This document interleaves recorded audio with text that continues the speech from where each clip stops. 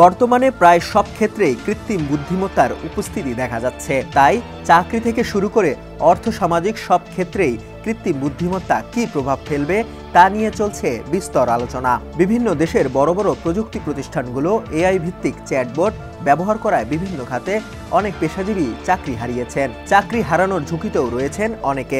চ্যাটজিপিটির নির্মাতা প্রতিষ্ঠান ওপেনএআইয়ের প্রধান নির্বাহী কর্মকর্তা স্যাম অল্টম্যান সম্প্রতি এক সাক্ষাৎকারে এমন এক কাজের কথা বলেছেন যা কখনো এআই দিয়ে করা যাবে না।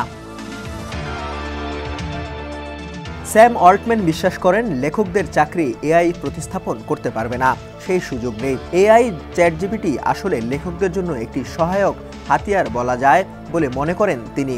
এসব চ্যাটবটের চিন্তা ভাবনা ও সৃজনশীলতার ক্ষমতার অভাব রয়েছে। ভালো লেখার জন্য এআই চ্যাটবটের অনেক পথ পাড়ি দিতে হবে। এ বিষয়ে স্যাম বলেন, ইন্টারনেটে অনেক খারাপ লেখা আছে যেগুলো এআই দিয়ে লিখিত। অনেক শিক্ষার্থী খারাপ অ্যাসাইনমেন্ট দেখা যায় এআই দিয়ে লেখার কারণে। আমি মনে করি না কেউ এই বিষয়টি গুরুত্ব দিচ্ছে। এআইকে সহযোগী বলে মনে করেন স্যাম অল্টম্যান।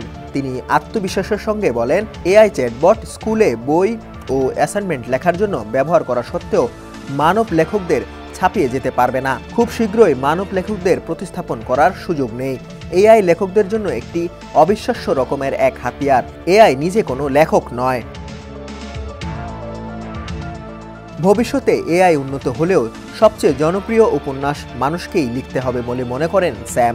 তিনি বলেন, যখন আমি একটি দুর্দান্ত বই শেষ করি তখন আমি প্রথমে যা করি তা হলো লেখক সম্পর্কে জানতে চাই। আমি তাদের জীবনী জানতে চাই। আমি মনে করি না এআই লেখার প্রতি আমার সেই অনুভূতি জাগিয়ে তুলব। ডেস্ক রিপোর্ট, সমকাল।